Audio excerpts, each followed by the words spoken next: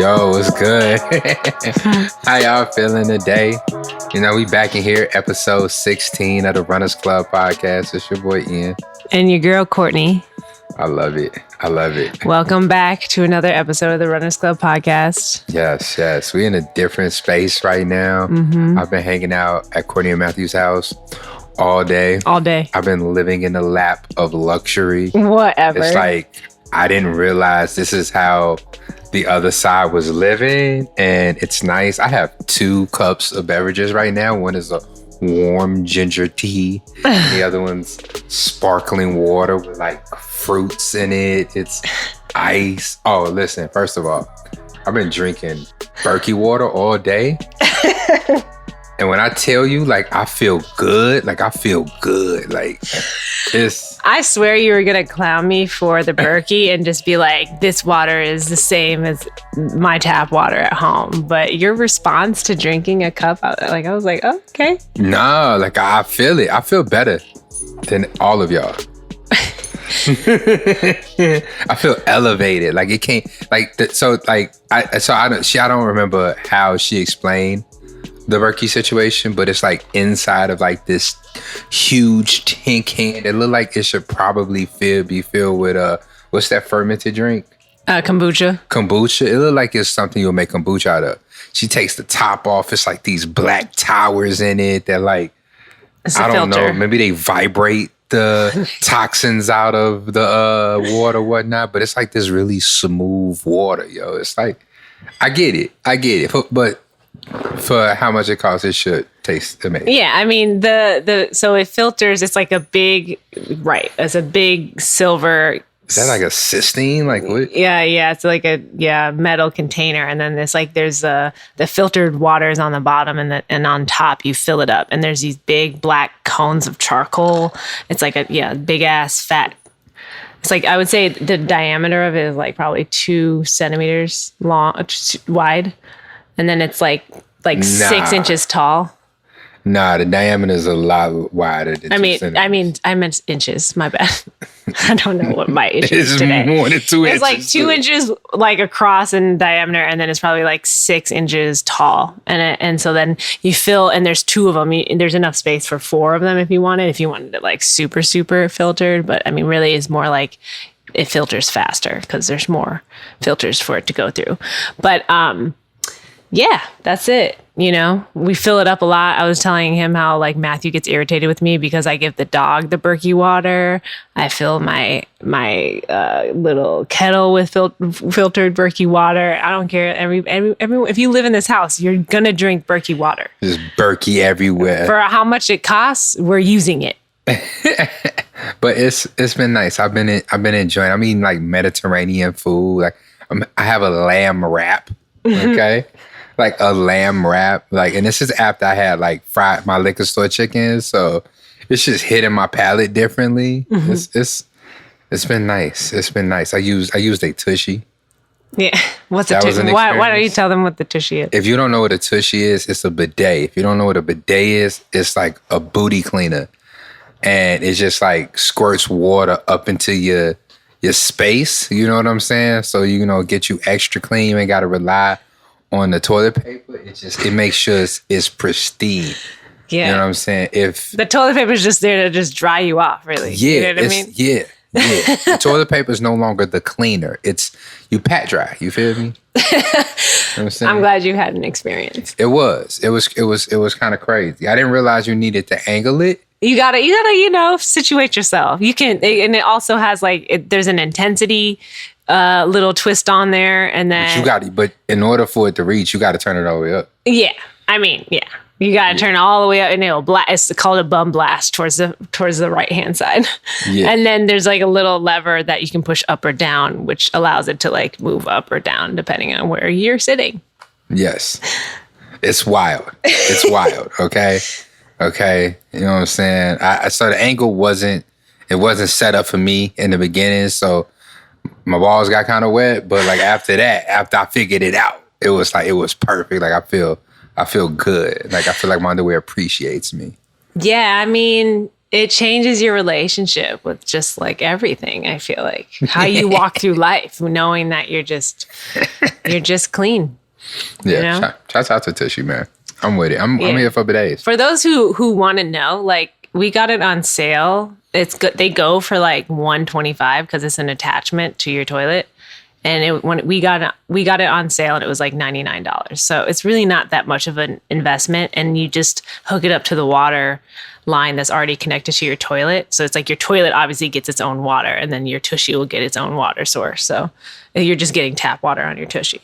Yep. Yeah. I'm pretty sure if once there's an extension, it will be bidet water, but No, Berkey water, you mean? yeah, Berkey water. Yeah, filter that water. You know what I'm saying? Yeah, I mean, I think, and also, and I'm not gonna, I'll end it here, but like you can get different colors. You can get a black one. You can get like you can get a pink one. I have like a white one with like wooden controls, but classic. Classic. Yeah. I love it. It's been an entire experience. I'm gonna leave here and go back to the hood and take this experience with me and just know that I have things to strive for. I'm just happy that you're like now when I talk about the Berkey, you have a point of reference. And when I talk about my tushy, you have a point of reference. Yeah. Nah, the bidet I was already familiar with. I never used it for this. My first time. I was kind of nervous. I almost spunked out. It's intimidating because you're like, there's water. Yeah, it's there. Like it's not a mist, okay? It's a stream. Okay, it's a stream. It's there for a reason. You know what I'm saying? It works. It goes to work. And you're not sure. The thing that okay. You're a little vulnerable here.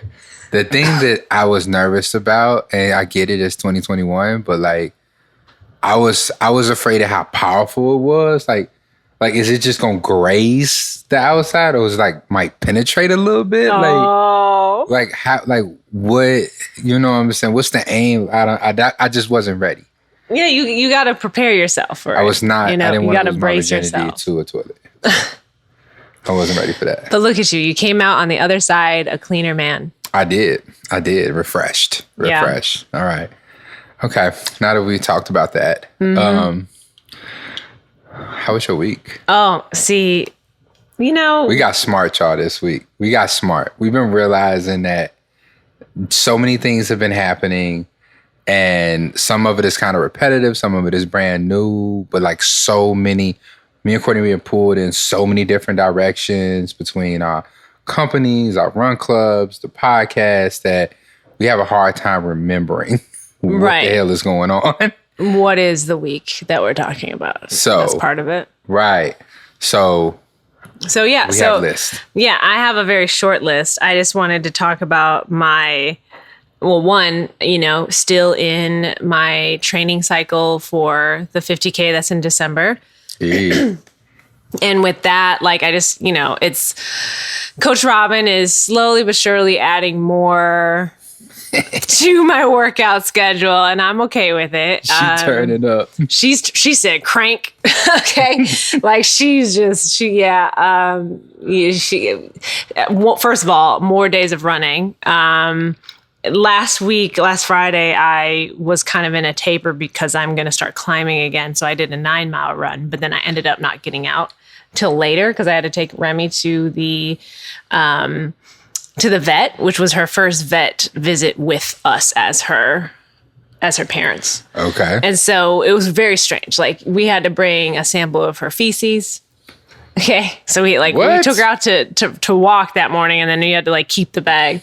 Luckily she didn't poop until we got like near the vet. So it was like very much like we didn't have to like carry it in the car with us, but but yeah, that, and she got her vaccinated. She got the flu shot, she got all these things, Wow. I didn't know dogs could get the flu. I didn't either, but they suggested it for dogs that interact with a lot of other dogs.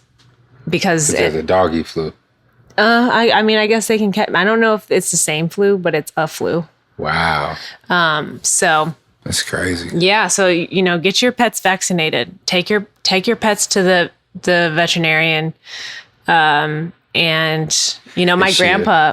What? Is she a Pfizer puppy or a Moderna mutt?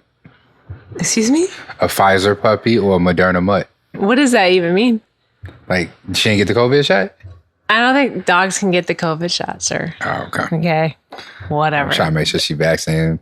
She's vaccinated in all the ways that she needs to be vaccinated. She's up to date with all her shots, and she's good, and she's healthy. She lost a tooth in front of my eyes, and I was like, oh my God. Just the other day, I was like, did you panic? I was like, oh my God, because she was like trying to play with another dog, and then all of a sudden I pulled her away, and a tooth just fell out. It's like, okay, Remy.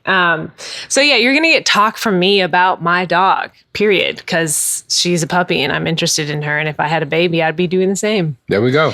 She was not comfortable with me in her space. Oh no, yeah. So Ian has been in the apartment since about 1:00, and it's 8:30 now. Yes, it's been a full day. So yeah, she's been on edge all day, and so Dobermans already are a very protective breed. They were bred to be a protector because the dude named Doberman who named the dog, who bred that type of a dog into existence, needed a dog to accompany it when it went on its money collecting routes. Oh, okay. And so he created this dog that looked very intimidating and was loyal, strong, yada, yada, yada. So that's why they clip their ears and and then they nub their tail. And I realized, and from watching a lot of YouTube videos, supposedly a lot of people think that Dobermans just come with their pointy ears. I thought they did too, until you started talking about Doberman and my phone heard you, and now I get reels of Dobermans on Instagram. Yeah. Wow. Yeah. Well, yeah. Doberman dogs come with regular flappy ears, just like every other dog. They just get their ears clipped at a very young age, sometimes weeks into life. It's like a little cast. And they cast them up so that they stay forward. And it's all to make them look more intimidating. So yeah, she's very much a Doberman, but she has her ears all floppy and she has her long ass tail, and she's a gorgeous dog. Would you cut her tail? No. Okay. Not unless she broke it or something like that. And dogs can break their tail? Yeah, so she has a very bony tail, so it can when she gets older, it'll only get stronger. So if she's hurting herself and the vet is for her safety, you need to do this, then yeah. But once you do it when they're older, it's considered more of an amputation than just a regular tail nubbing or whatever. Oh wow. Because it's a full grown tail. So Right. That's that. Wow. Yeah. So, I'm not for it. I personally don't agree with it. So, but we'll see. Yeah. So, Remy, that's my update. And then, I also went on a hike yesterday. I went to the Indiana Dunes. I got in a 3.5 mile hike with Matthew and our favorite couple, Charlotte and Domingo. Really great couple. Love them. Shouts out to them. And yeah, it was just so beautiful. And it was Remy's first hike too. Sorry, y'all. I can't stop myself. It was her first hike and it was amazing. She did so well, so. Our third co-host, Remy. Right. And then, I think, last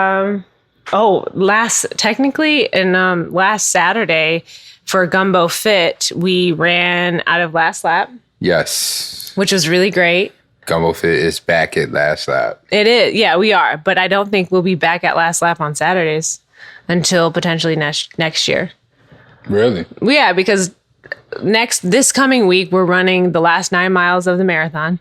And then you meant next month. No. You meant next year? Oh, wow. Okay. I just told you. Yeah, because we're going to be...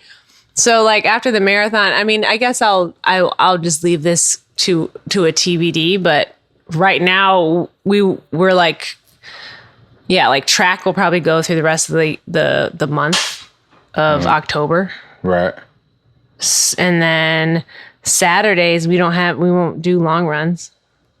You're not doing no more Saturday runs? Maybe next year. Oh wow, okay. Yeah, because we want to do our Wednesday evenings out of Last Lap. Yeah. 6:30, which we're still deciding. Word. Yeah. Oh, cool. Can you imagine having your weekend back? I'd be up running and doing something somewhere. Yeah, right. I think it's just about I think the coaches are realizing that we've been waking up and meeting folks every weekend. Mm-hmm. And it's that's a big commitment and it's an important commitment. But in the winter times, that number gets really small. Yeah. which is why like and obviously we don't do our track Tuesdays in the winter because it's not good for you. It's like it's dangerous to do that fast running in the winter. It's like you put yourself at risk of like speed workouts on a track. We're risking ice and all that stuff like that, which we've talked about. Which is why we haven't done track over the winter. Yeah. So we've been noticing on Sundays. We've been noticing that especially the tracks attached to schools are de-iced and shovel clear and safe. Yeah. I think it's just about like... We're not saying that to convince you to continue going. Short, large sprints of running is in the cold dead of winter is not as safe outside as going on a long run where you can allow yourself to pace yourself and do all these other things. So we haven't been doing track Tuesday over the winter at all. But so we naturally take a break with that. Yeah. But, and we've done Saturdays as, throughout the winter, and that's fine too. But, I think we're just going to experiment with something new. That's legit. So. That's legit. No, that's news to me. That was a surprise. I've been trying to tell you, but I don't think you understood what I was saying. Nah, I don't. Yeah. Because I was like, kept talking about Wednesday, but I think you just assumed. I thought you was going to try to do two a week. Yeah. And I was like, I'm there. So yeah, sure, whatever. Yeah. So, I mean, I think it's about, because it could be more of a fun run. Also, like, yeah, I think it's like, why not have our weekends back for a little bit? Yeah, sounds like, and then if we feel like coming back, we'll come back. And also it's like, it's appropriate during like marathon training, right? But yeah. That's legit. Sound like a plan to me. Mm-hmm. So TBD, just like putting it out there. So pay attention. Right. That's legit. Yeah. Cause honestly, this next Saturday, like I said, we're running the last 9 miles of the marathon with Edge. And then it's the marathon. I can't wait. Mm-hmm. And you're doing the shakeout run. So I guess that's the last one, but that's your thing. Yep. And I think it's going to be huge. No, it is going to be huge. It's going to be huge. Yeah, it's going to be very huge. Yeah, Nike was telling me to expect 300 people. That's massive. Do you have people to help you?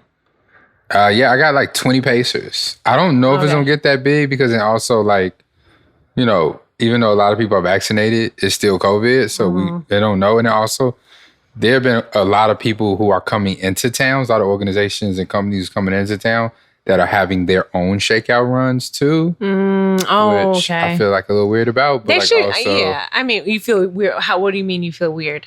Like, how you gonna come to the city and have not integrate, not bring yourself or introduce yourself to the actual runners in the city?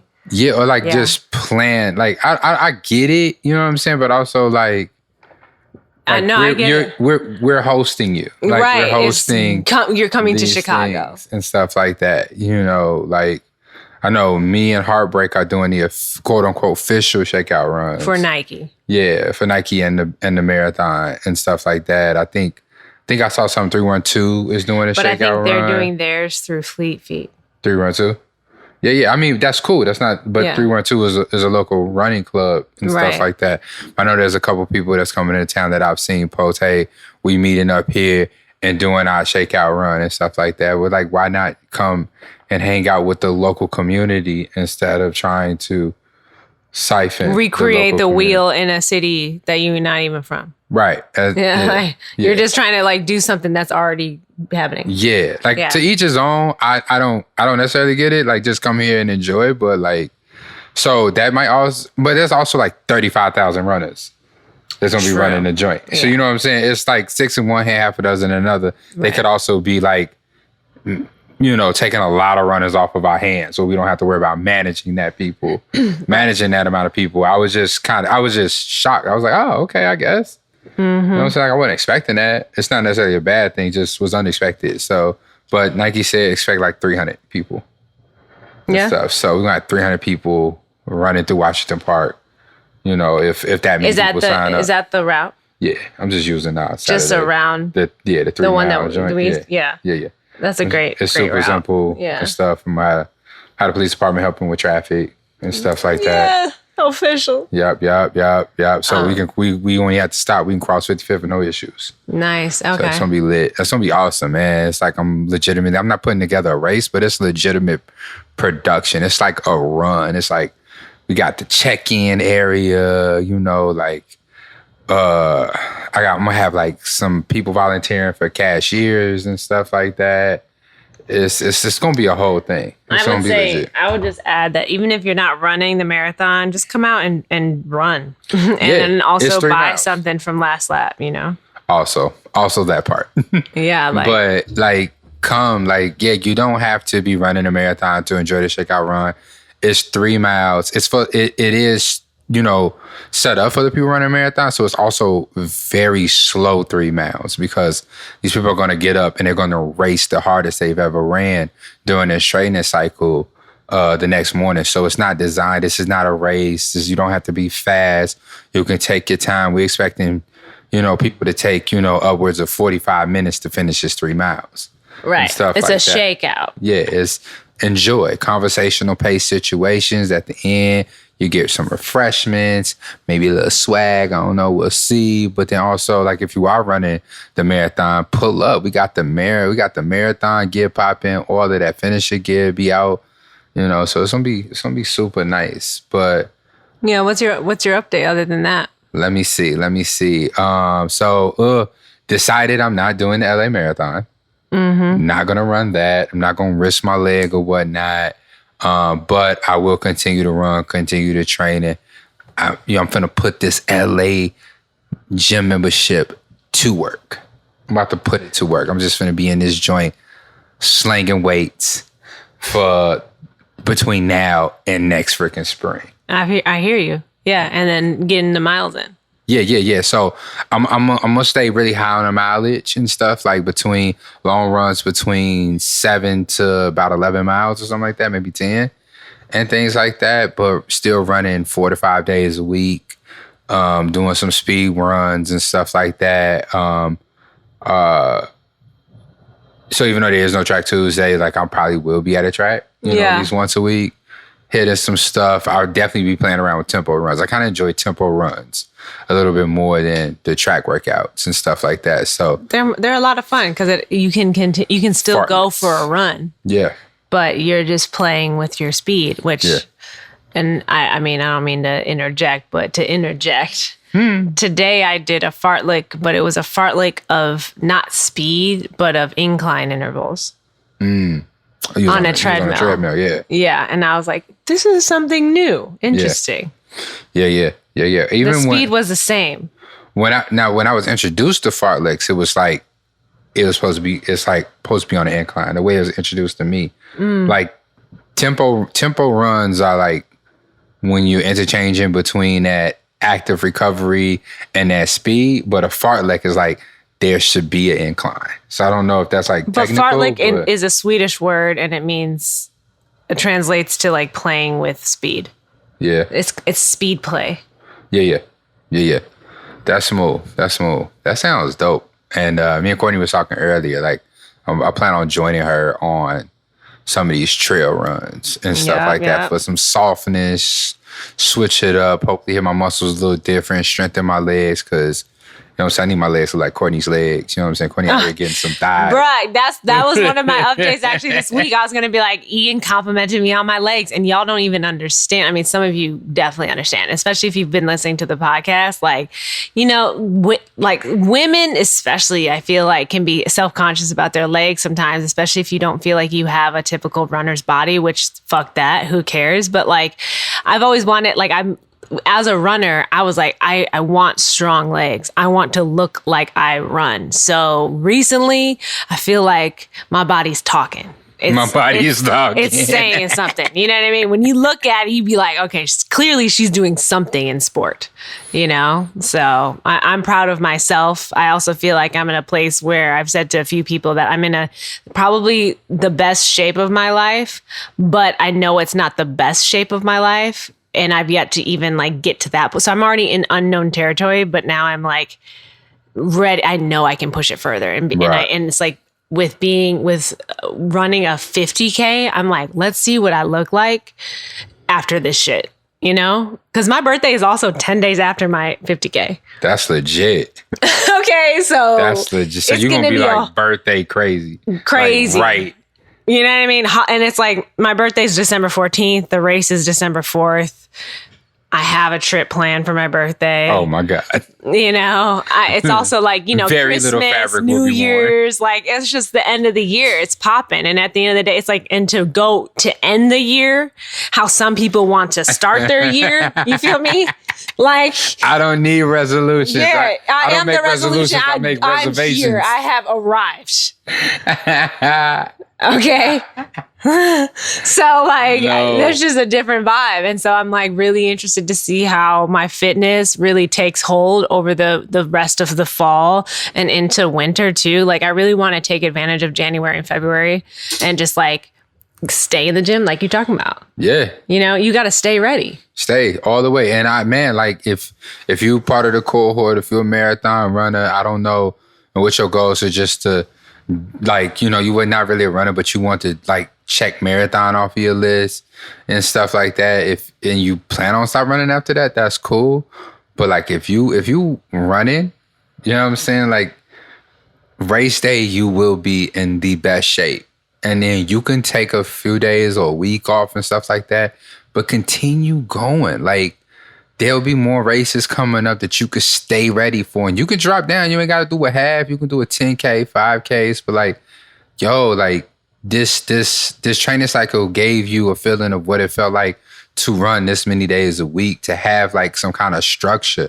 Keep the structure going. Like you can only get better. Mm-hmm. You know what I'm saying? Yeah. And at this point, anything else you want to try as far as running goes is easy because you got the foundation. You got a crazy foundation right now. Yeah. And I mean, that's something too that, do you have any more updates? I do. I have a few. Okay. Well, either way. The conversation is going well. Yeah. I mean, this is also a conversation that I'll get into our pregame event, like the Gummo Fit and Edge Athlete Lounge pregame event that's coming up this October 3rd on Sunday. And I think is this gonna air the week after? Nah. Yeah. This will be up this Friday. Week. Okay, yeah. So you guys will hear this on Friday. So first of all, hope you have gotten your ticket. If you haven't, don't please miss do. out. If you it's limited spots. Also, if you need a promo code, hit either Ian or I up. In addition to that, we always with the events that we put on, we do an option for people who are buying tickets to do a pay it forward option. So we have tickets that have been bought by people who just want to pay it forward.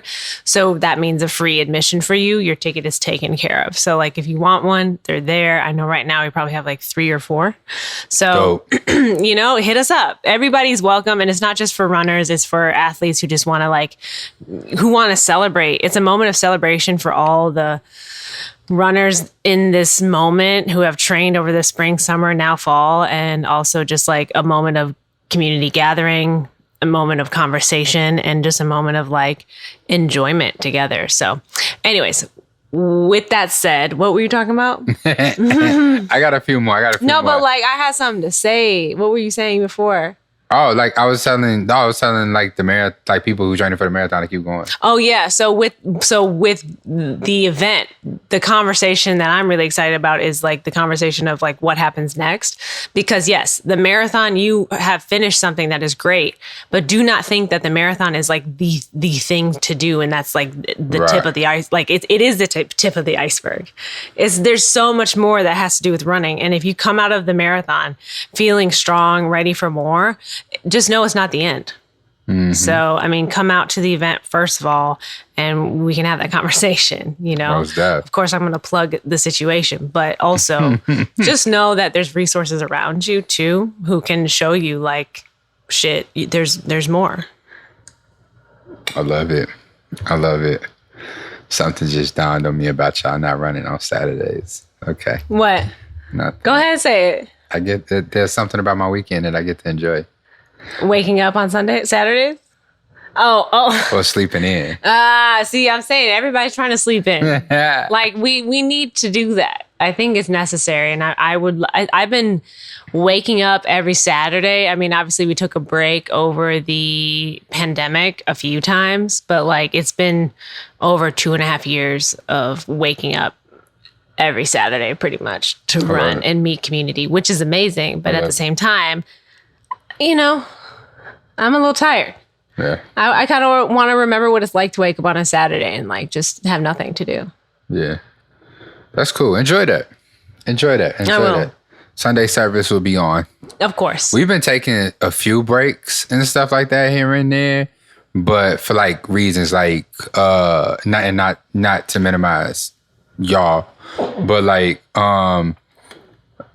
you know what, a few Sundays ago was Simeon going to cheer him on, and then this past Sunday was the Hoka half marathon, which honestly might be my favorite race because it's on the south side of Chicago. It starts in Jackson Park and stuff, and it runs going north onto Lakeshore Drive, and I think it turns around 31st Street or something like that, and then comes back south and ends in Jackson Park. Like, it's a legitimate south side half marathon, and I love it. And so a few of the 7 on Sunday runners ran this joint. So shout out to Heather, shouts out to Karen, shouts out to Rosalie, shouts out to Grant, shouts out to Jeremy, shouts out to Nick, shouts out to Charles, honorary 7 on Sundays member. Love you, Charles. So good to see you. Even though you probably do not listen to podcasts at all, probably don't even know what a podcast is, but I'm putting the energy out there, man. If you know Charles is an amazing runner. But then shouts out to all the friends of the 7. You know, Jenny ran it as well. Your man's Daniel, Nigerian Daniel ran and stuff like that. Yeah, he's so funny. He got down. So it was beautiful cheering. There was like a 7 on Sundays 3-run-2 November Project cheer section right up under our bridge, the 41st Street Bridge. Hey.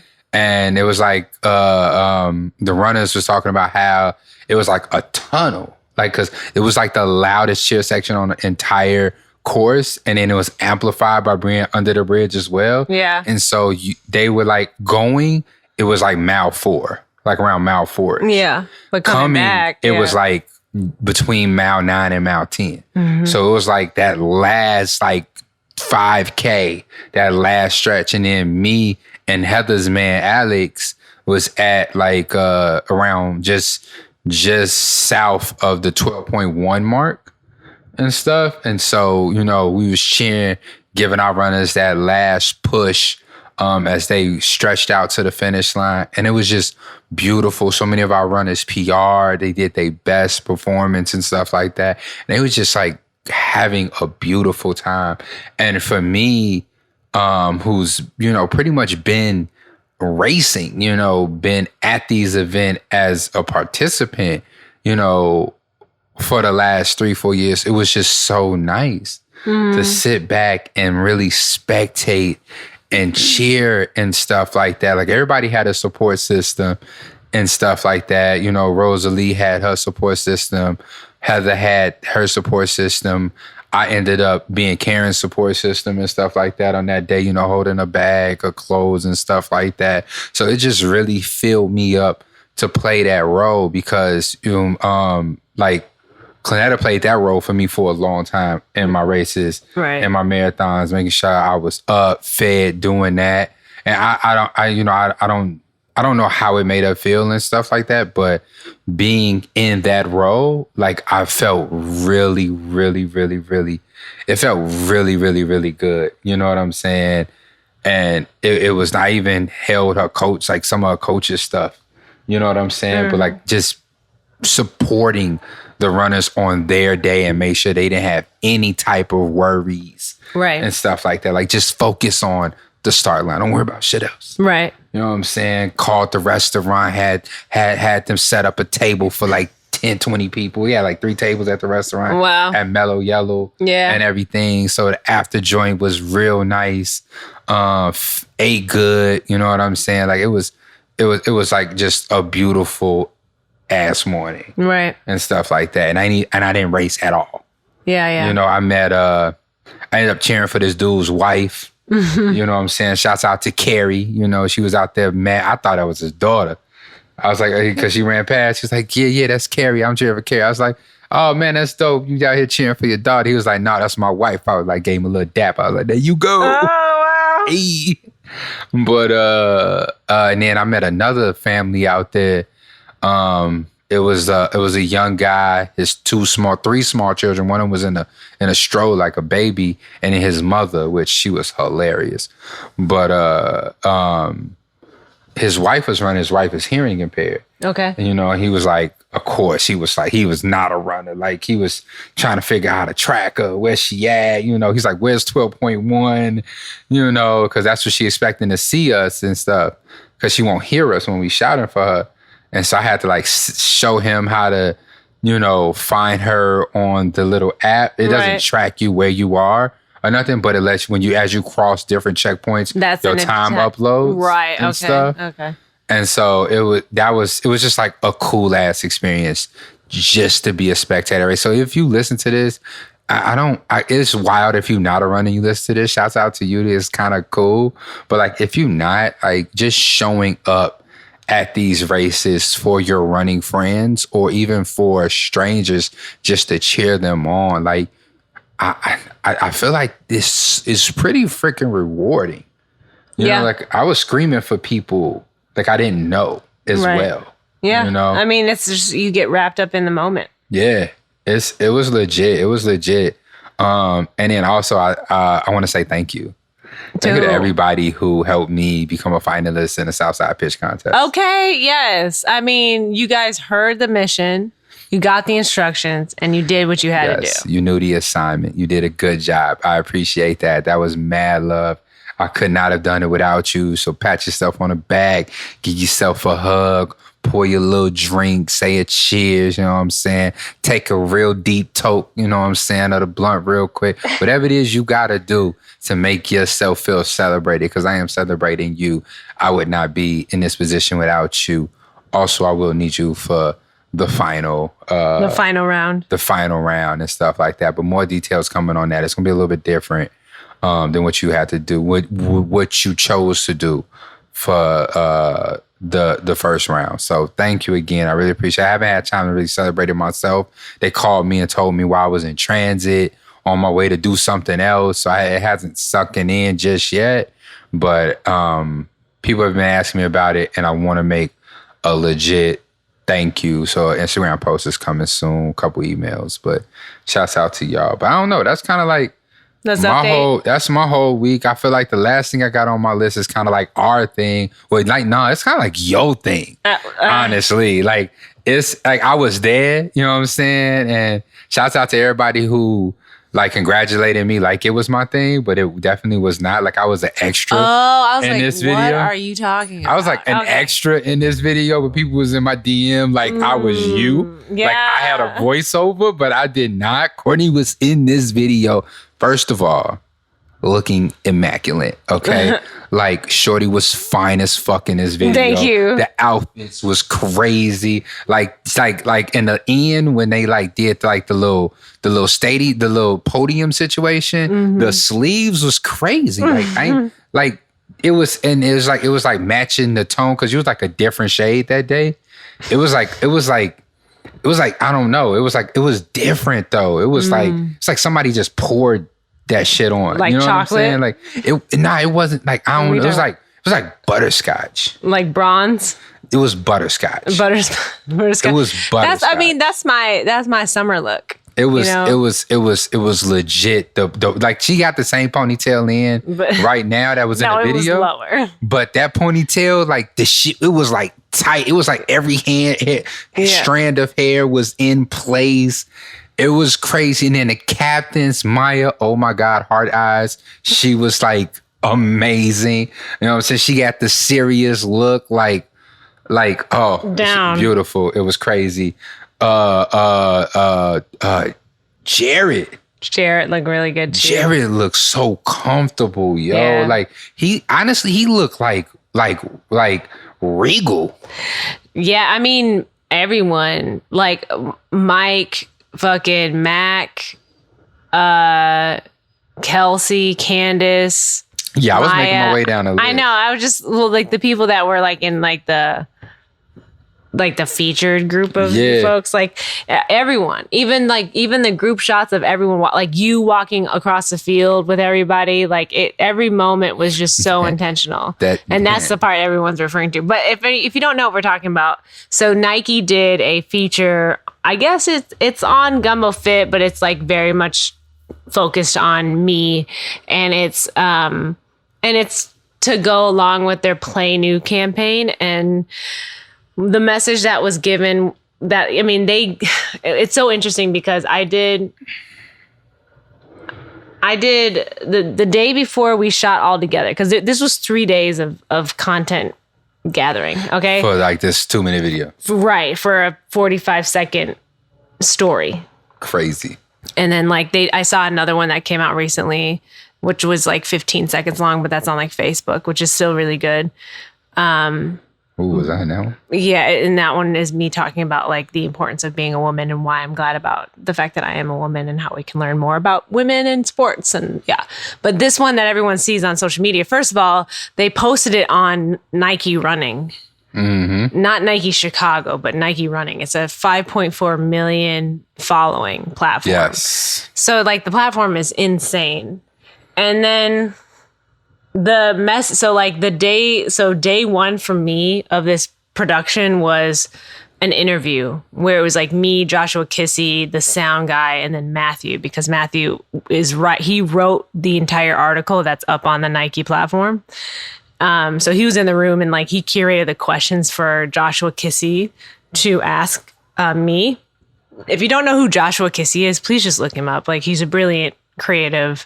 He founded Tonal. If you don't know Tonal, look Tonal up. Just look up Joshua Kissy. Legit.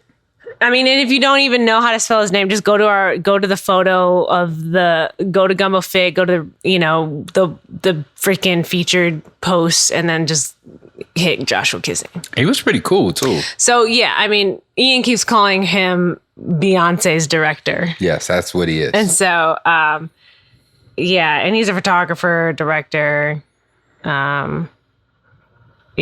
Founder of Toner, like I said, and many other things. I'm probably missing and butchering his formal name and whatever. But the point is like I did an interview with him and it was like 2 hours. Wow. Like of us and then he would ask me a question and then I'd have to answer it and then I'd have to answer it again. And then he'd be like, can you say this part more clearly? And then I'd repeat that part. And then like, there's points where like I wasn't getting frustrated, but I just was like, I was getting tongue tied. Cause after you speak and you have to think about how you sound, making sure that you're representing the community correctly, making sure that just what you say is correct. Like I don't want to say it was completely overthinking, but it was just like, it's a fucking production and there's a mic in my face. And it's not just like this, because there's a mic in my face now, but it was like a dude holding a mic that I don't know in my face, checking the levels of my voice. Meanwhile, this producer the director who I am obsessed with, okay, have been wanting to work with for so long. And like, he was someone, and I like during the production, the creative director at Nike allowed us to pick who we wanted to work with. And Joshua Kissy was part of that lineup. And like, we specifically picked him because he's so amazing. Like he makes Black people look like regal trophies, like, but not in like a weird way, but like in like oh my God, you can't help but love their skin, love them for who they are, because it's just like so impeccably beautiful to look at the images that he produces, Yeah. And so like, and that's what we wanted. And so working with him also was just like, oh my God, I can't believe it's right there. Like, and it's like, obviously he's friend. We have mutual friends. So it's not like he's just like someone that's complete. He's been 1 degree of separation from me and Matthew for a very long time. And so now, but still, it's like, you're still right fucking there. And so that was day one for me. And then day two was a full production of like us and all of the Gumbo Fit community meeting at like, what was that, 7:30 in the morning, like super fucking the butt crack of dawn. It was crazy. It was like, and we spent the entire day together. But every place, every location was like a place that we have been, or a place that I've been. Like every place that is in that feature is a place that I've literally either walked by, ran by, or just like am very familiar with. Yeah. Which is incredible to me. And it's like, and then day 3. So this is like also like a lot of people don't realize like it had that day 2 was a full day. And then I had to do it all over again by myself. And then they were out here in front of my house at Kenwood Park. And they picked this location without even knowing that I lived right here. That's crazy. So like I went, so a couple of days before the production, I was driving home from, I just had a busy day and I was driving home and all of a sudden I see this group of people just like on the corner, but a couple of them were in the middle of the street and my ass, I was like, who the fuck are these people in the middle of the street? They need to get off, they need to get on the sidewalk. I was already, I was just trying to get home. I didn't like, I wasn't being rude, but I was like, no, it was just more of a nigga moment. I was just like, I was driving and I was kind of like, skirt, like get out of my way. But I was nice. I wasn't rude, but then I parked the car and all of a sudden I hear Courtney and the creative producer comes around, Anthony Coleman, who's the creative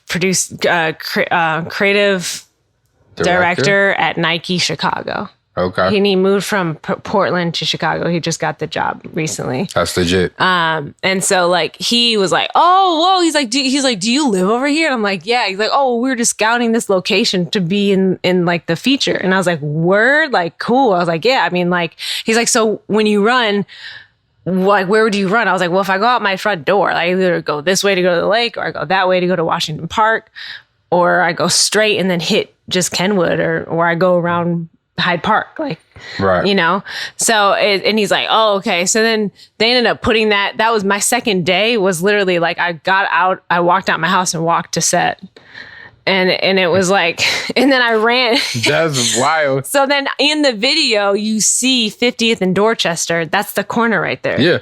So like, that's where the production was. And then I was running up and down this street and then up and down this other street. Your neighbor's like, what? They're like, who the fuck? Yeah. On? And then they rented the house down the street right there for another scene. So that was the trophy scene? That was, they rented the house over here. And it all was just right here. And so dope. It was like, it was convenient. So convenient. It was a lot.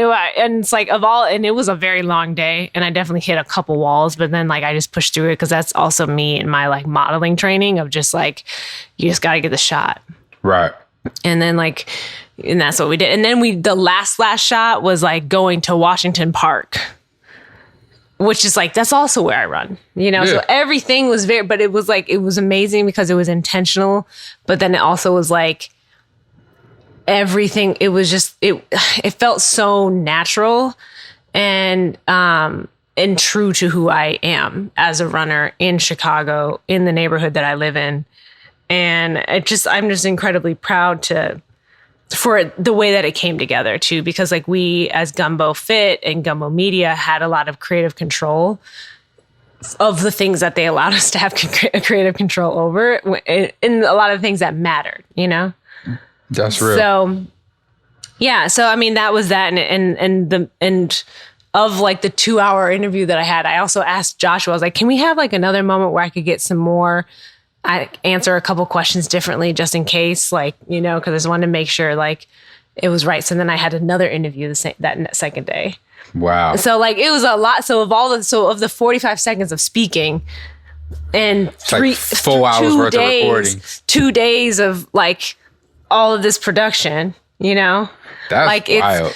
So that, I mean, to put that into perspective, and then if you haven't seen it, it's just about like the beginning of it is basically just like telling my story of like, I didn't come from a running background, but I feel welcome because my community, I feel like I belong because I know I belong because my community accepts me. Right. And so that's like, that is the whole point of run clubs and the whole point of the running community on a grassroots level, because it's like, you shouldn't have to feel like you came from a running background to feel like you can run. Like you should, if you want to jump into running, just jump into it and find a community that accepts you. So. I love it, man. I love it. It was awesome. It was awesome. It was nice. You had your moment. I had my moment. Yeah. Black Twitter tried to take me out. Well, not all of They Black did Twitter. that photo talking about. I'm happy it died really fast. There's a photo of the group, and I'm sure so many of you saw this, but like of you just on the column, and that what girl said. My man said, "All right, take the photo and get me down from here." I thought I was looking good. I didn't know I was looking like I was scared. You was on the edge. I was. You were on the edge. I stepped up there. I volunteered for that. And next time I won't. You was trying to be seen. I was. You was in the front of the column. They saw my ass. I'm not going to the back. I'm right here. Hell no. You're gonna see me. Hell no. Do you know who I am? It was fun. It was nice. It was nice. It was nice. Somebody that I'm a big fan of said I was cute in the DM. So I was like, that was enough for me. I have a feeling that person listens to our podcast. Yes, she does. That's why I ain't saying her name. You know who you are. You know who you are. Thank you. I'm blushing right now, matter of fact. Oh my God. It's crazy. I fan. You just go ahead and drink that tea. I fan. But I mean, other than that, I mean, all the things that are leading up to the marathon are just crazy. And it's like, this is what you're going to hear for the next few episodes. Just marathon. That's what it is. And I mean, we have to capture the moment. Shit. Yeah. I mean, that's the whole point of this podcast too, is like we're capturing running real time and reflecting on it and just like adding commentary to it. Yes. So it's like, this is an amazing time. This is the first Chicago marathon since the pandemic. Mm-hmm. So this is a big ass deal. And like, I think we can kind of talk about that now, because it's like that we have the things that we can talk about right now are the pregame that Gumbo and Edge now just putting on, the shakeout run. Well, no, even before that, no, it's the pregame. Yeah, then it's the shakeout run that last lap is doing with Nike, and then there's race day and stuff like that.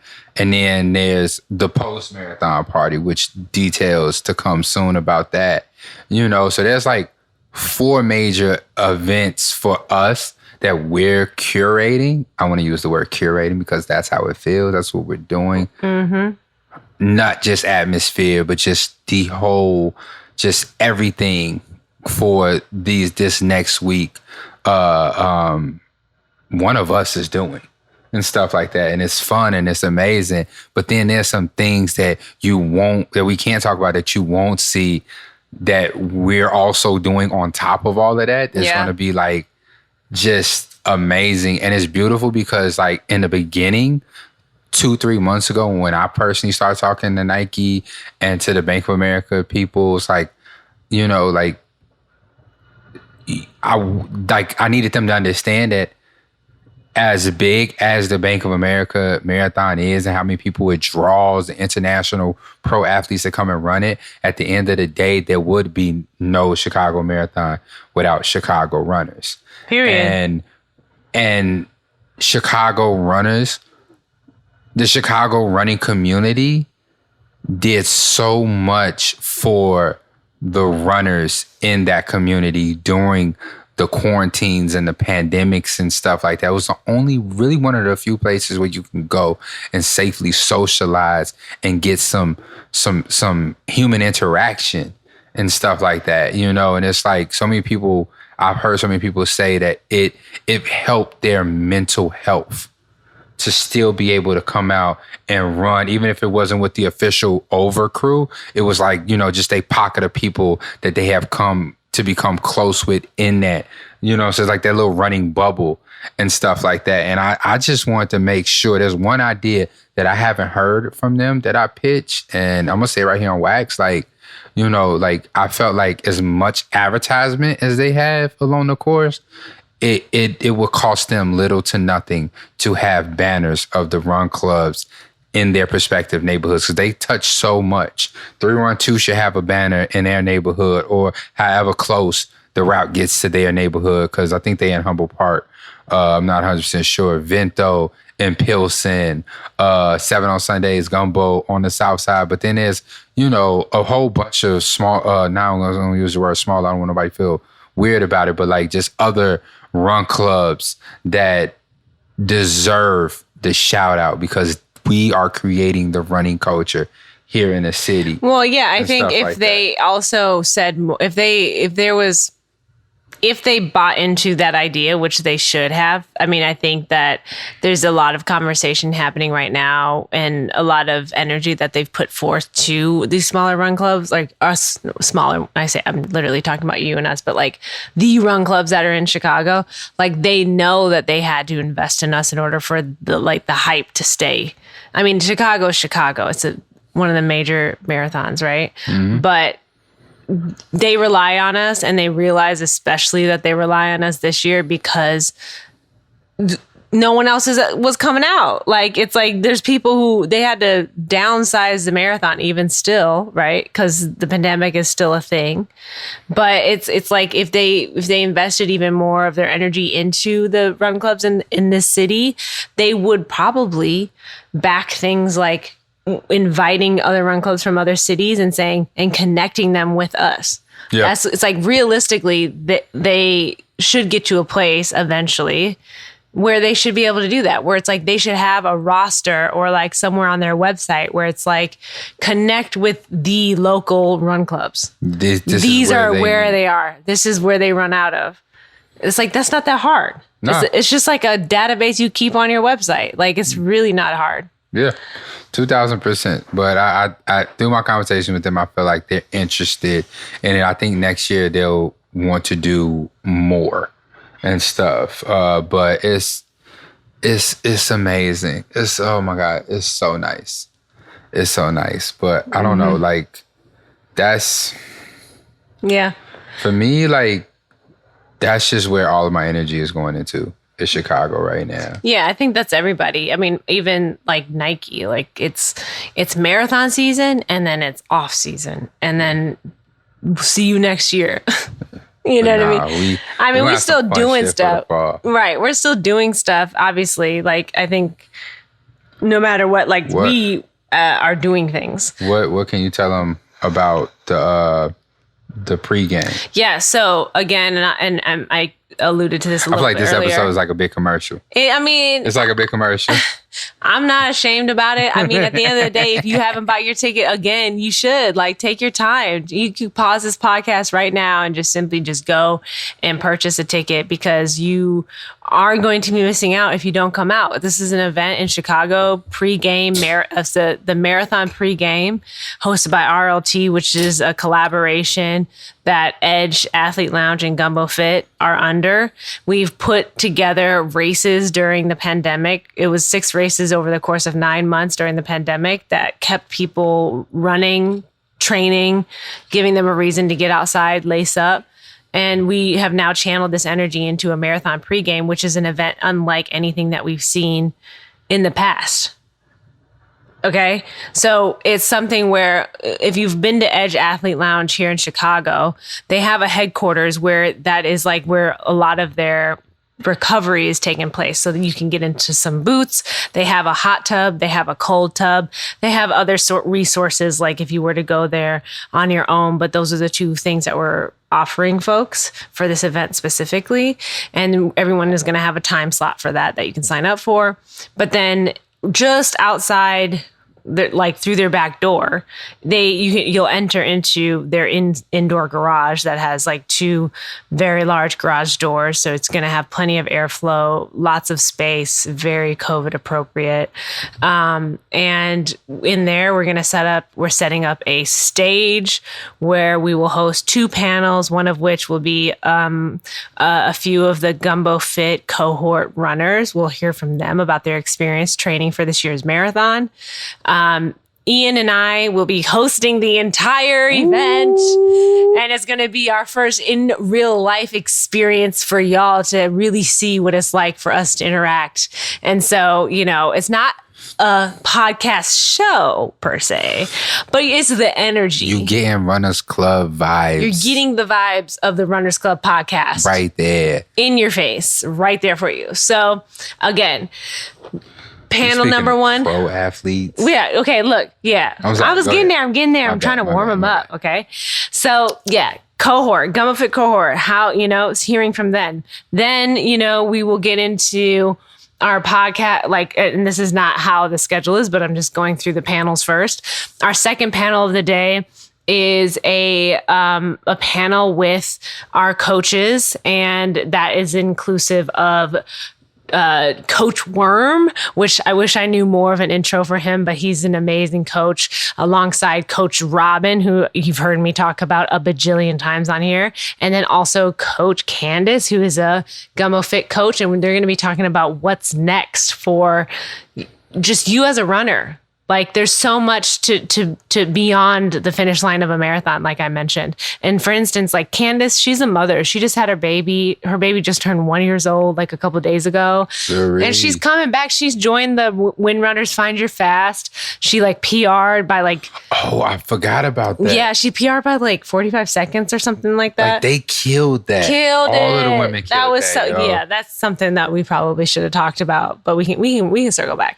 But so that's you're going to really get into that, be able to ask questions for that. And then we have some special guests, which includes the director of the marathon. His name is Carrie. Gary. It's Carrie. And he got a mad Polish name. I feel like that's Polish. Pekowski. Yeah. I'm going to just double check because I be saying it wrong.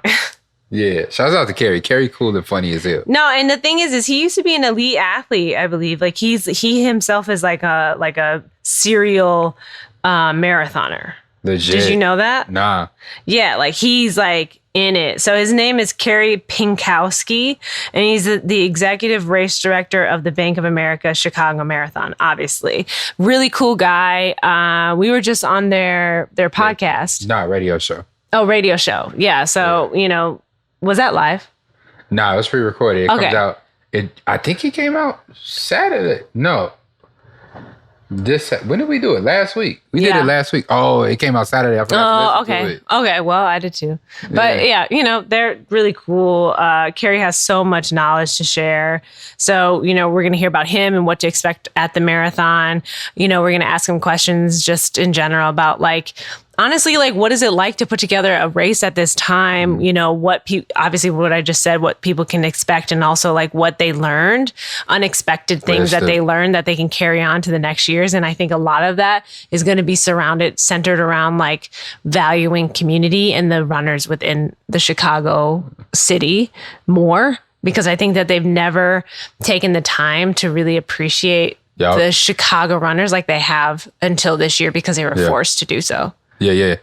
True that. Oh, yeah, we could definitely lean in on that. I mean, we're also not going to, make it awkward, but that's what it is. Listen, you know who you talking to. Also, where's the best place to, hide and pee? Because if you get caught peeing on during a race outside, you did disqualify. That's wild. I know he know the, blind spots. He's not going to suggest any of that. He's gonna be also the big question I want to ask. I ain't even gonna say it. Never mind. Okay, yeah. Well, you're gonna have to come to the event to get the questions and the answers. Yeah, I need because I what do you need to know? I got something. I really want to ask him. I'm gonna press him a little bit. What is it? Now I'm curious. Are you curious? What we got to do to get the route to come further south? Oh yeah, for sure. I would love for the south 80% to the route to go to 50 to 51st Street. Down 51st Street. At least down 51st Street. At least. I think even if it goes further to south, it needs to figure out a way to go down 51st Street. It would be so beautiful. And then further south. Along King Drive. Oh yeah, gorgeous. It would be amazing. Yeah, I mean, and I pressed people from the Bank of America when I was at the race planning committee banquet thing or whatever. It wasn't Carrie who said this. Carrie wasn't even in the building, but it was one of the other people from Bank of America, Chicago Marathon. Their argument was they need community buy-in, which I'm just what?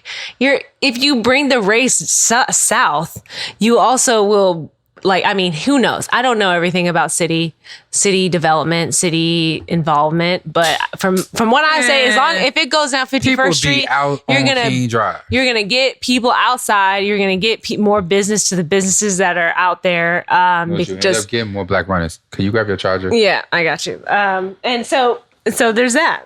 Yeah, but like, and that's just a cop-out answer because you haven't tried it to know if you will get community buy-in. Like, to just assume that you wouldn't is also like basically you saying that you think black people don't like running.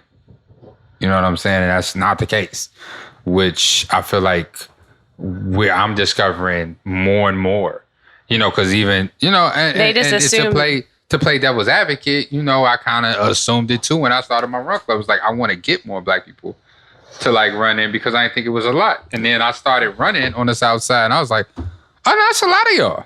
Yeah, there's a lot of people, black and brown people are out here running. And also, like, I didn't realize how big the marathon was until I ran it myself. And I even lived in Lakeview for a couple years. But coming down here, when you live on the South Side, the marathon comes and goes and it doesn't even affect your day to day because if you're not leaving your area, you wouldn't even know what happened. You just be on the damn ride, mad as hell. Like, where's everybody going today? Why is traffic so bad at 12:32 in the afternoon? Bruh. So basically. So there's Carrie, he'll be there in person. And then we have a sports psychologist, Andrew Joy. He is a sports psychologist for the Chicago Blackhawks, and he's the founder of The Mental Difference. And so he is like really just going to talk to us. You know what I mean? He has a whole presentation.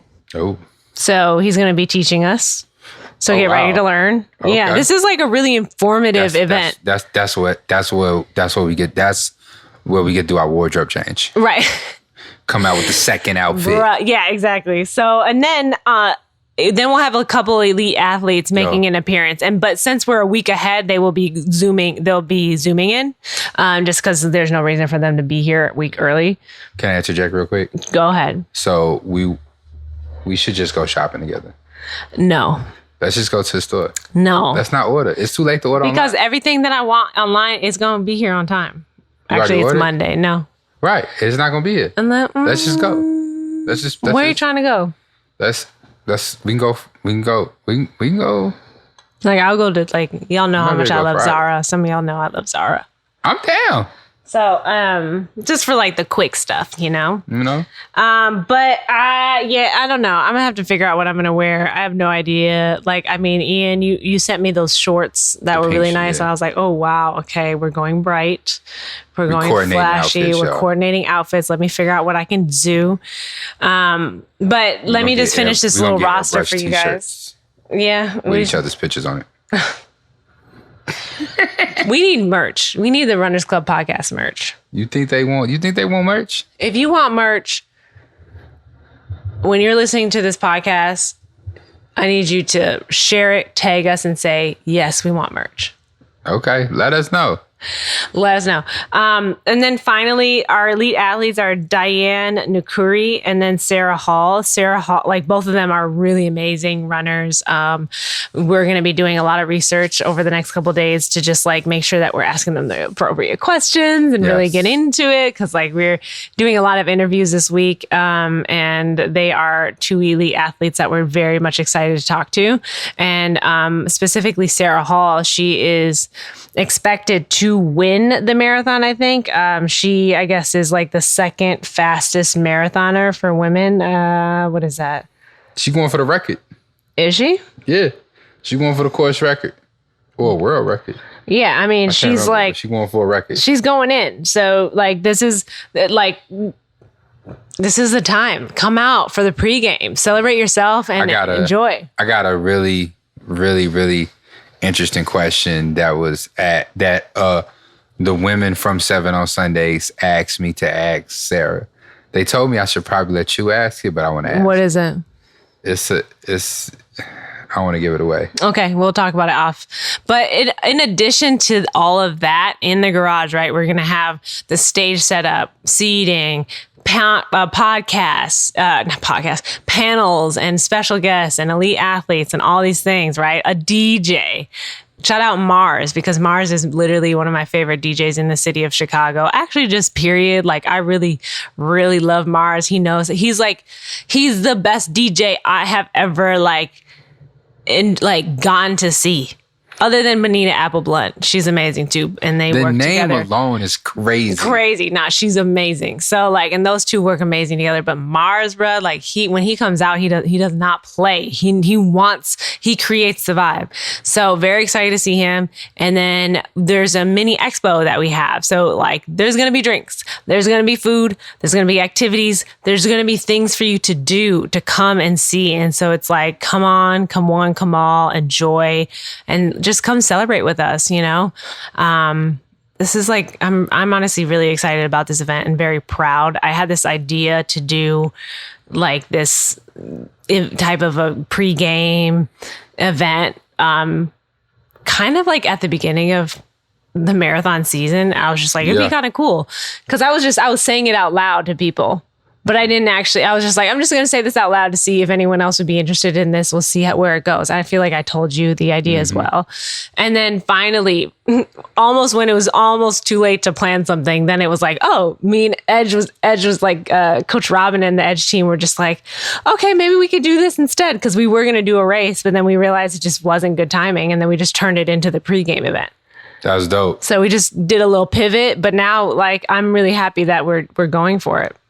But on that note, actually, if you are not running the marathon, but you're just feeling the spirit, feeling the energy of race day and stuff like that, I do have a run for you.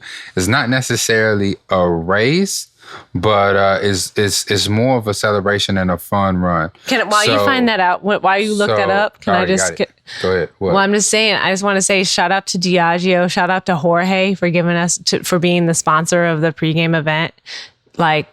He's a plug, you know what I mean? Shouts out to you, bro. He really put his foot forward, and there's going to be Don Julio, Kettle One, and Sea Lip. Sea Lip is a non-alcoholic by the time spirit. We get to Sarah Hall. So there's going to be a non-alcoholic, medium, and then a little bit stronger option for drinks. So by the time we get to Sarah Hall, ain't no. That's why we pre-write the script. I'm gonna ask her for a phone number.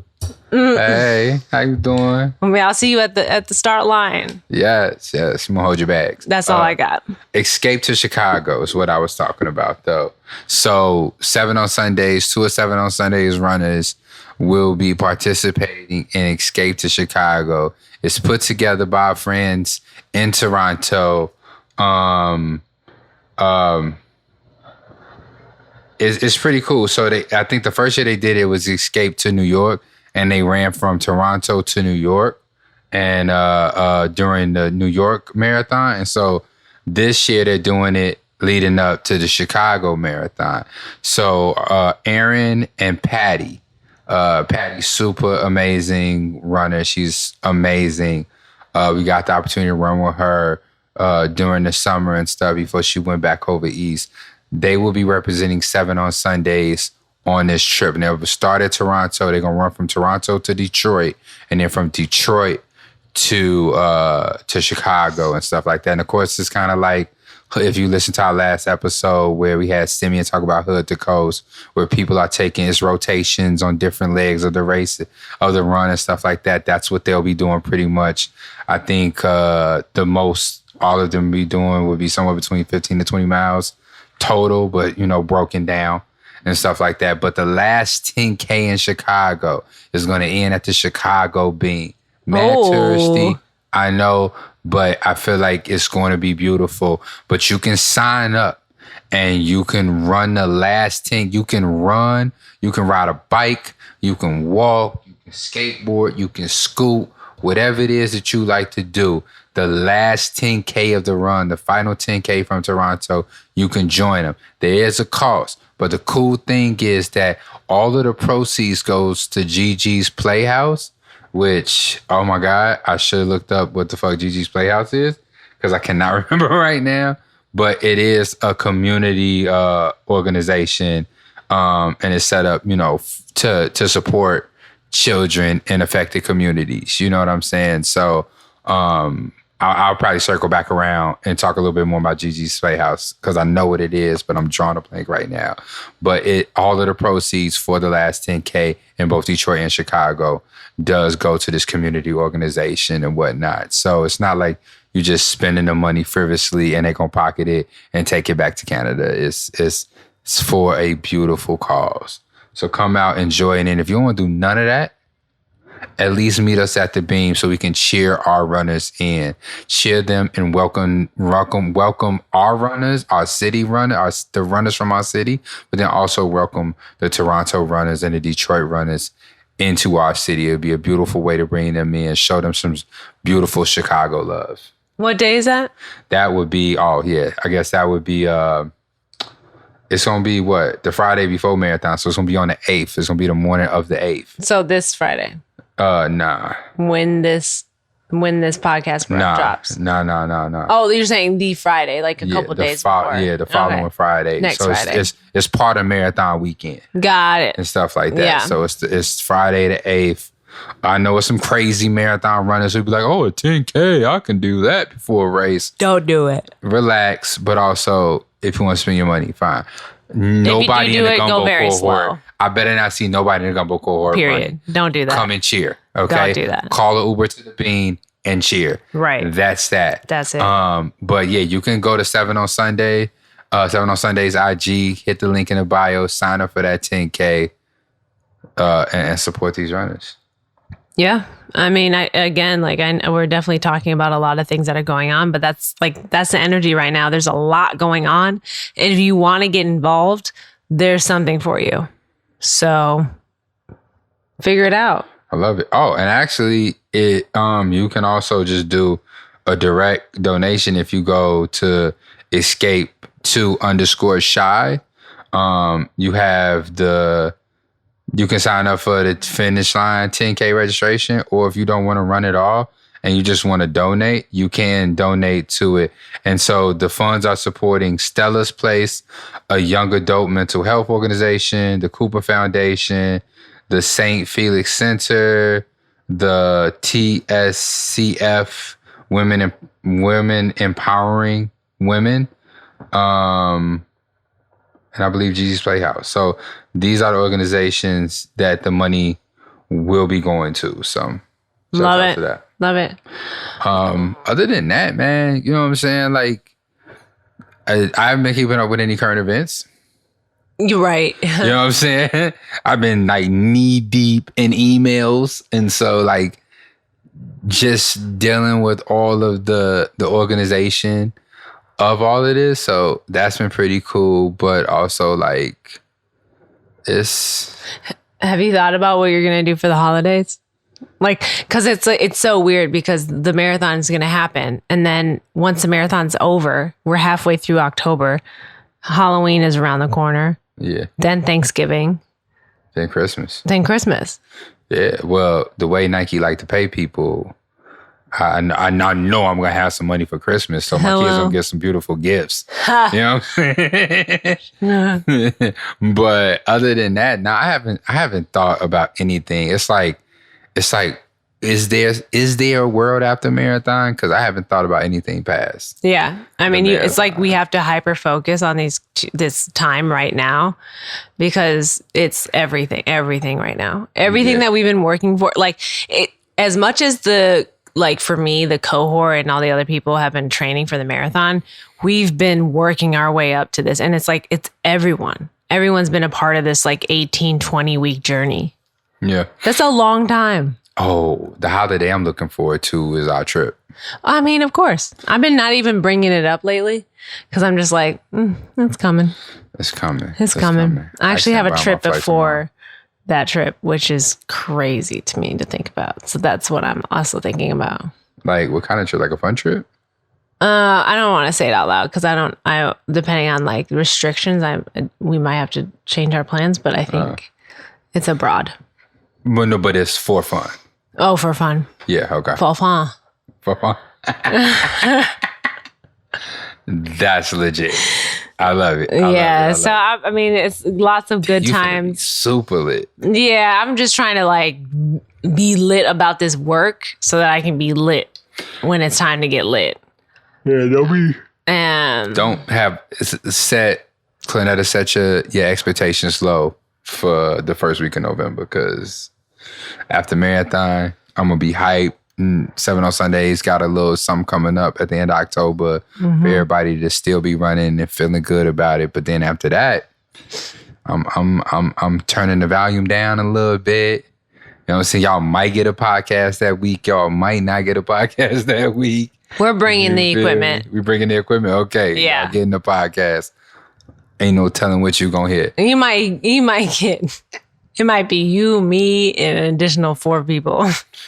Just talking over each other, sharing the mic.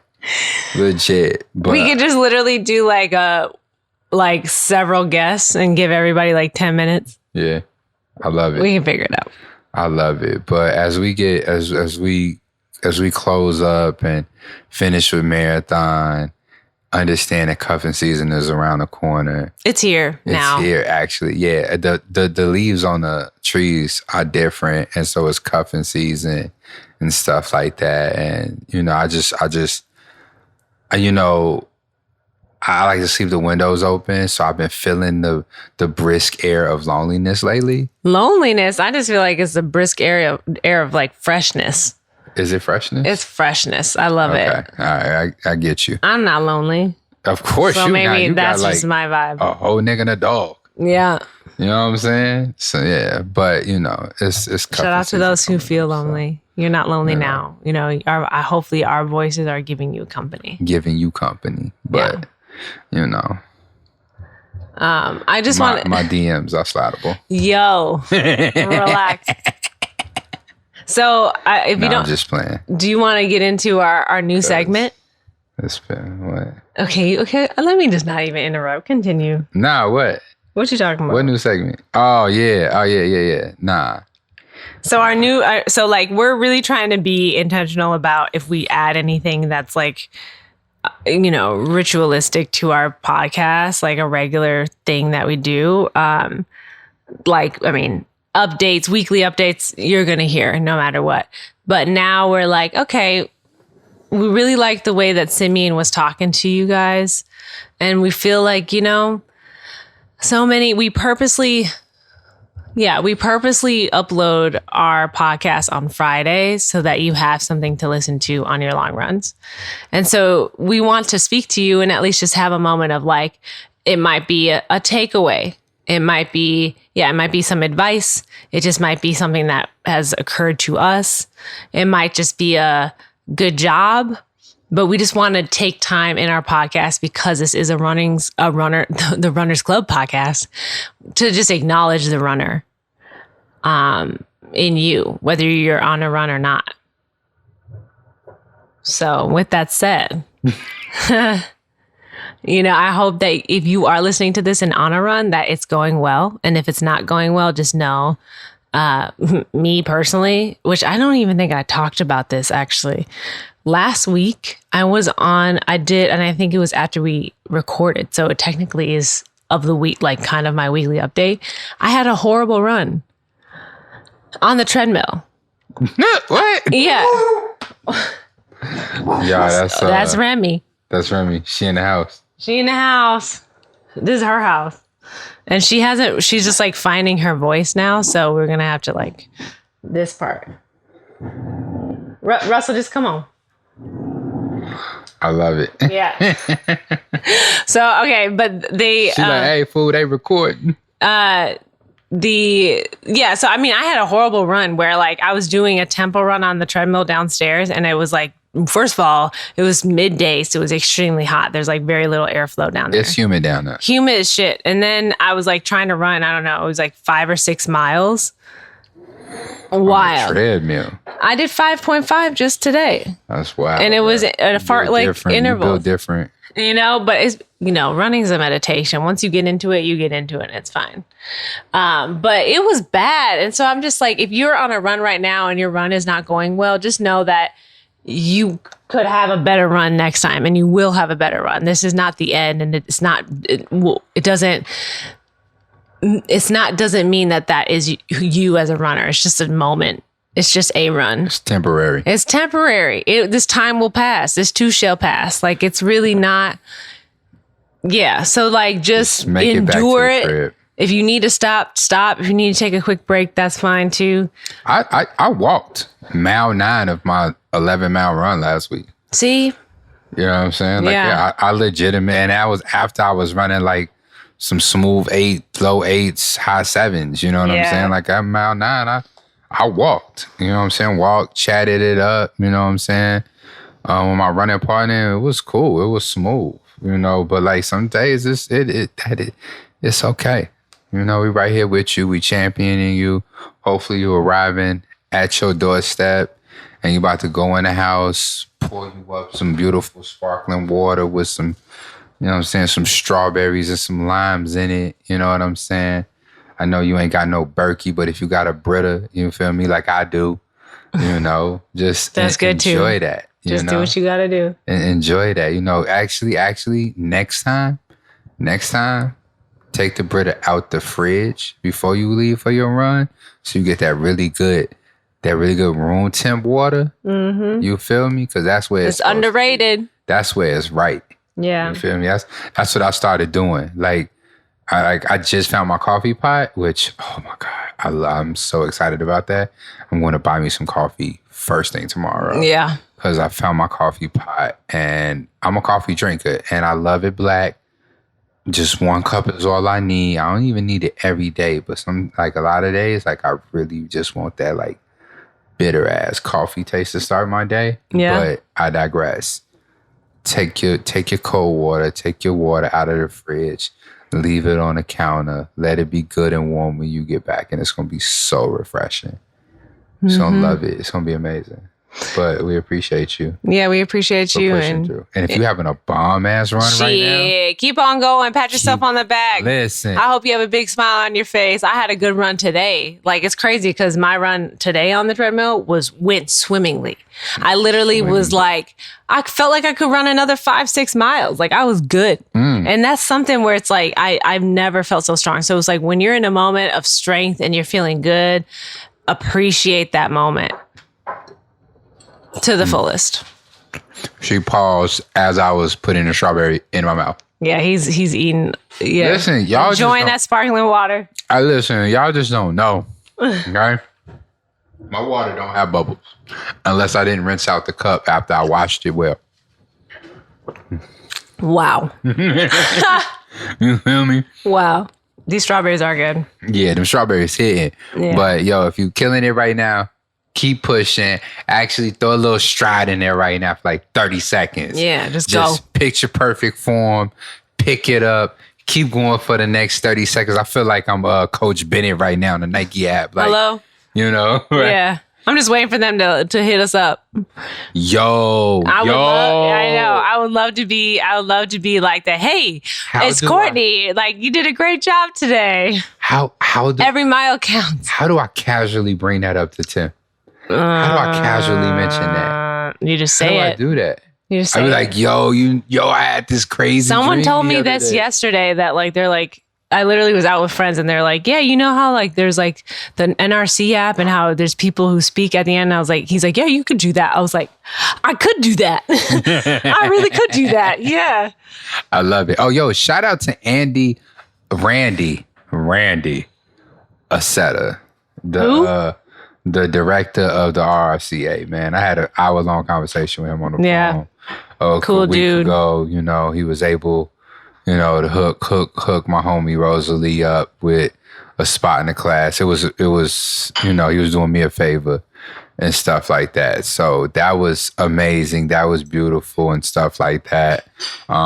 It wasn't like he like made a spot for her. It was, I signed myself up when it should have been her spot and stuff like that. And so she wasn't gonna be able to take it, but she got it. She's in there. She's good to go. But it turned into a whole conversation and stuff like that. And he's really motivated in a direction that me and Courtney is about getting more Black people into running. And so I'm really hoping that we continue to hold a conversation, hold a space in each other's mind for next year where we can create some opportunities for more people to get their certification and their training, whether it's to train other people or just to become a better runner yourself and stuff like that. So that was just an amazing conversation. Yeah, actually, I was really getting to a point with Julius where I was starting to get like kind of fed up with him and stuff like that. Just because with him being in high school and being in cross country. Yeah. And he doesn't like it and stuff like that. He doesn't like cross country? He doesn't like it at all and stuff like that. Like not even a little. He doesn't like running and things like that. He was at the Windrunners race. Finale race. He said, "Oh my God, he was racing, I heard Karen's daughter." Oh, he raced Karen's daughter. But they didn't race. They were supposed to do a lap, but they both went out way too high. Of course. And my son is so dramatic. And that's when he said he hurt himself? Yeah, he was sitting up there talking about, he like fake threw up in the garbage can. He was like gagging in the garbage can. It was a whole thing. Did he lose? No, they wasn't racing. Who crossed the finish line? Technically she did, but he was in front of her for a minute. Like she stopped before him. Oh, okay. And stuff. And then like he got almost there and then like collapsed and shit. I'm like, dude, relax. Okay. I could see the irritation in your face. Yeah. You was like, get up. No, it was funny at first, but it's like, okay, relax. Yeah. But no, but the following, like Track Tuesday. Yeah. You know, he like got this speed walk run, and I've seen Julius run. He's really actually a great runner. I understand he's out of shape. He's a lot heavier than he used to be. But, you know, just trying to talk him He's a teenager with baby fat. That ain't baby fat. That's he's all like that's like all like that awkward time where you look back at your photos and you're just like, it's just a puffiness. Well, no, it's pandemic weight. Oh, that's really what it is. Oh, okay. He wasn't doing nothing. Yeah, and then he didn't, because he went to school at home, right? Yeah. So it's all pandemic weight and anything like that. But he's out of shape. You know what I'm saying? Like, and it's understandable. But it's just like, you know, I'll try to talk to him and coach him through certain things. Like, hey, this is what you should be doing. Try like this. And then he always has something to say. It's never like, oh, okay, let me try that.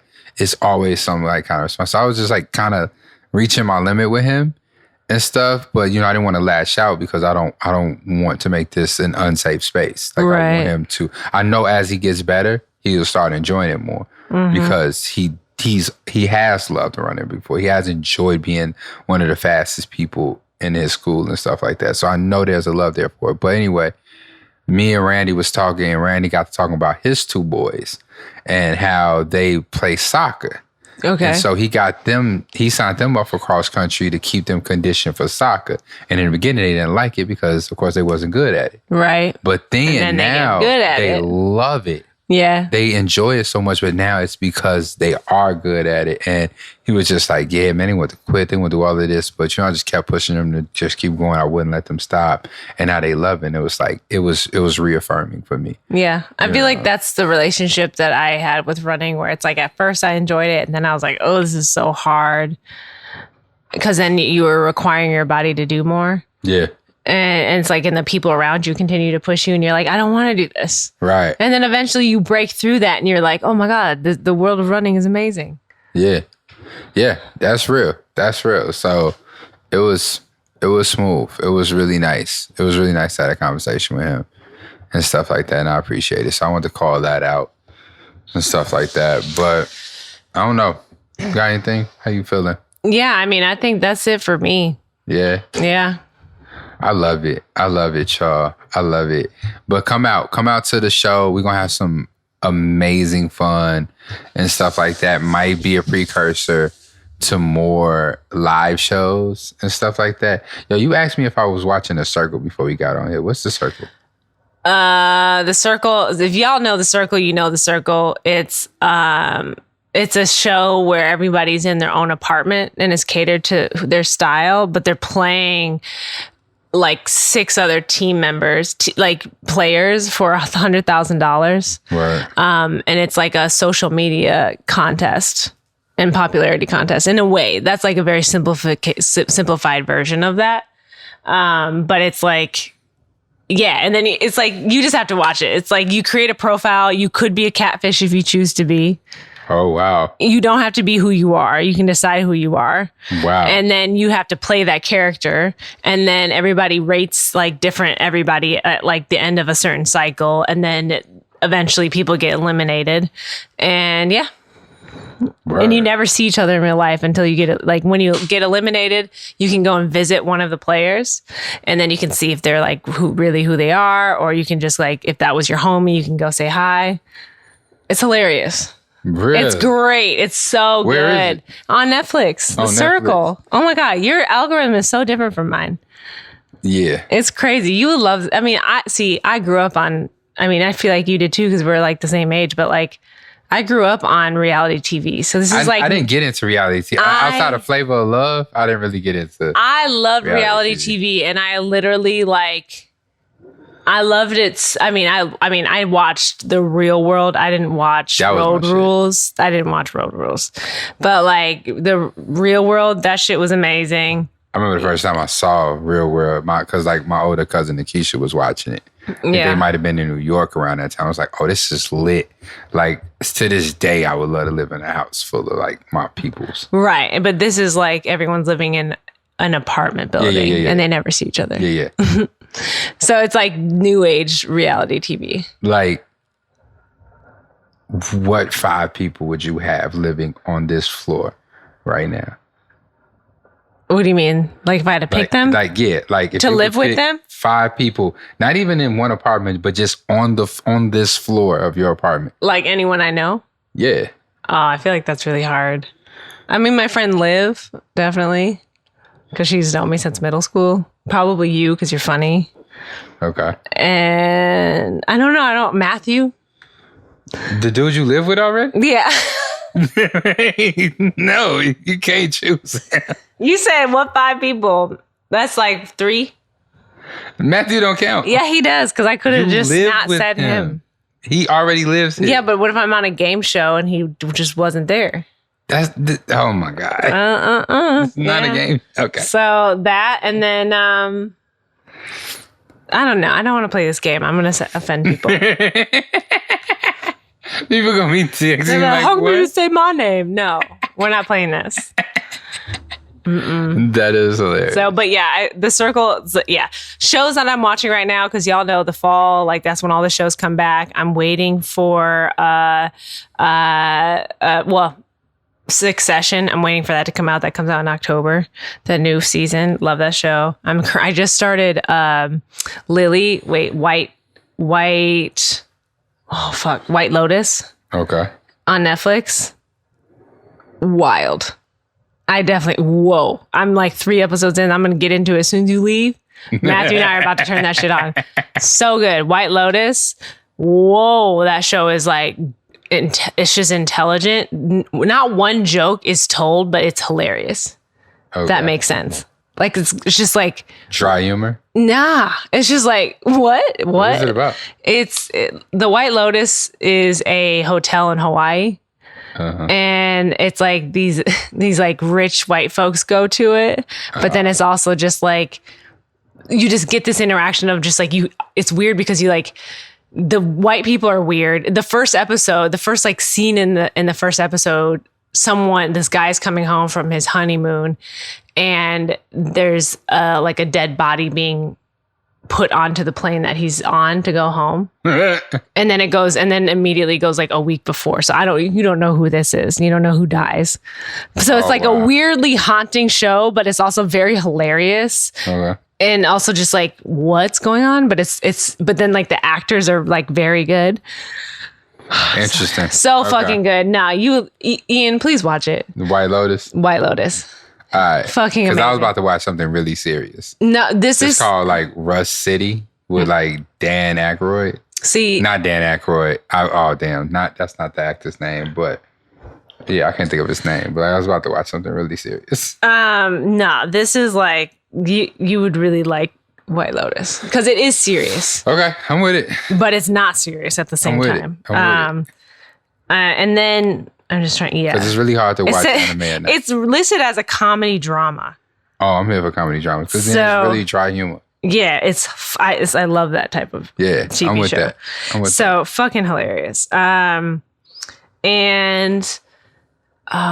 Sex Education came out, the new episode. I mean, the new season. Yeah. Finished it.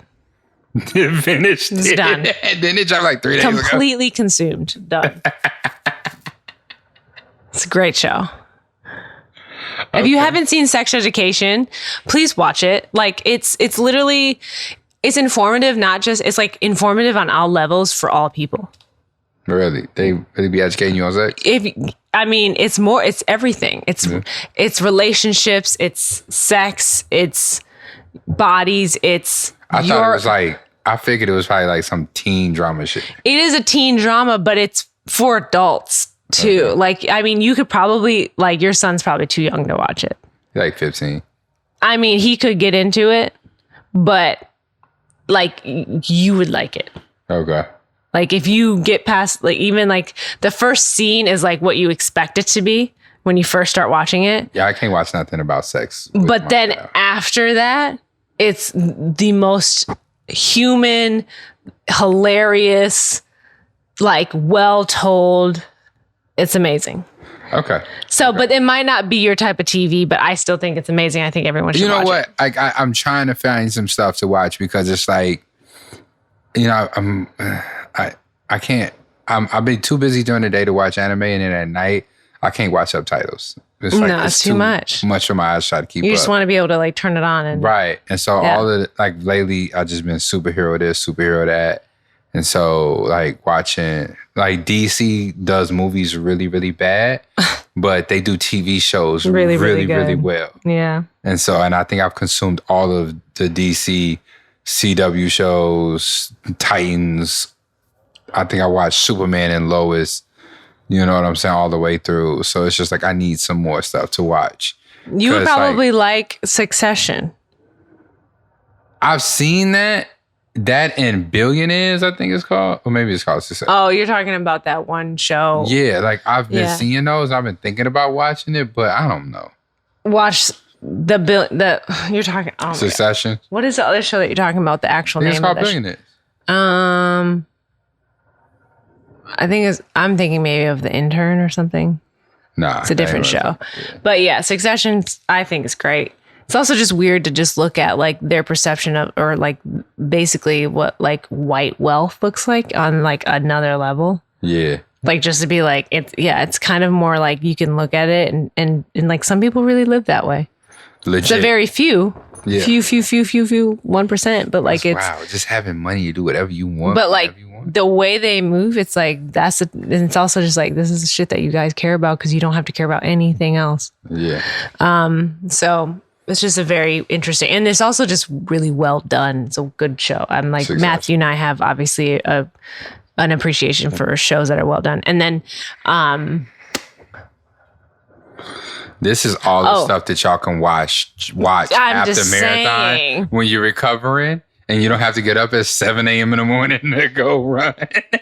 In addition, and if you're like one of those people who just likes like a really fun, like making show, creative show, oh my God, what is the show called? It's like a flower show, and the owner of Azrai Garden is one of the hosts of it.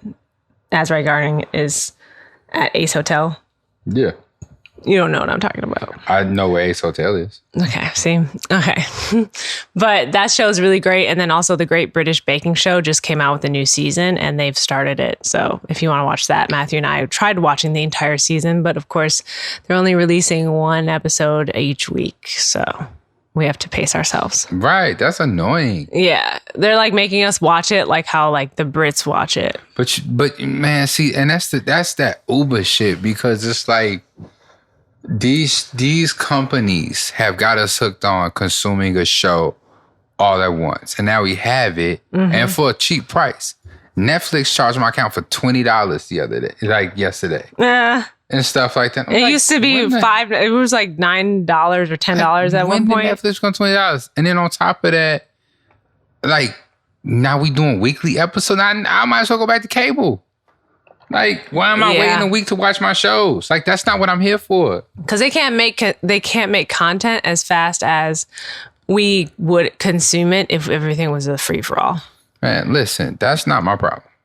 My problem is I want to see what the hell else is going to happen. Right. So yeah, some shows for you. But so, okay. Yeah. Now that weekly episode stuff drives me crazy. I actually got, yeah. Well, yeah. I'm gonna check out this list: White Lotus, Succession, The Circle. I'm gonna see what I can watch and stuff like that. So give my brain a break. But I think I'm actually legitimately at the end of this episode now. I think I've gotten it all out.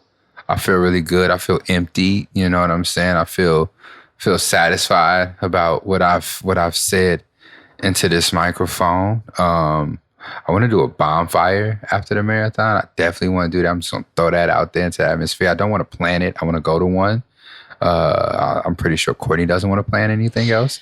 No, I mean, like, I have space, but it's like you would have to bring the bonfire. Oh, I got wood already. I'm saying the thing to hold the... Actually, I have one of those, I think, in my backyard. Go to the pit. You talking about here? Yeah, because, I mean, I'm with Promontory Point gets cold now. Late at night, sure. Like, you can't be out. You're basically on a peninsula. Oh, I'm with it. You ain't got no pit? I think I have a pit. I can't remember, but I think I have a pit. Oh, say yeah. less. So actually, I'm pretty sure we do because I'm pretty sure I've made. Remember we did s'mores? Yeah. Or no, but we can make we just put the fire. We put the logs in the grill. Remember that? No. Yeah, we did. And then the kids made s'mores. Remember that? No. It was like your son. Oh, and and we just put it over to the side. Yeah. We did. We just created a pit out of the grill. Yes, that's right. I remember now. Yeah. I remember now. That was legit. That was fun. But yeah, we can do a hobo. A hobo. A hobo? What's a hobo? A hobo fire pit. Oh. That's what we could do. I'm with that. I'm here for that. Let's go. Hot chocolate and s'mores. Smoosh. And all of that. Yeah. But yeah. Okay. Listen, we love y'all. Check it out. We're going it's gonna be come to everything. Just come. And especially if you don't run with either one of our run crews. You don't have an excuse. Just come through. Come. I would love to meet you. Right. Tell us about, your favorite moments in the podcast. Also, like, I know I haven't said this for a few episodes, but you can email us some questions. You know what I'm saying? Email some questions about running, about us, about you. You know what I'm saying? Like, we would love to talk to you and get to know you a little bit more and stuff like that. Also, like, we finally gonna have an Instagram soon. So you feel me? So that will be coming super soon. But other than that, man, like, I want to see y'all. I want to meet as many of y'all as I possibly can over the next couple weeks. I need y'all to recharge my batteries, fill me up. I am an extrovert. Being around you is what charges me up. So I feel that. Let's go. So let's just get our outfits in order. Yes. Make it coordinate. You feel me? We'll see y'all out this weekend. Mm-hmm. And for the next week. At the pregame. Yeah. If you have any questions, DM us, whatever. If you want to just email us a question. It's a legit pregame. About anything. You can do a this or that. It doesn't matter. Just ask us anything. All right? Peace. Oh, wait a minute. What?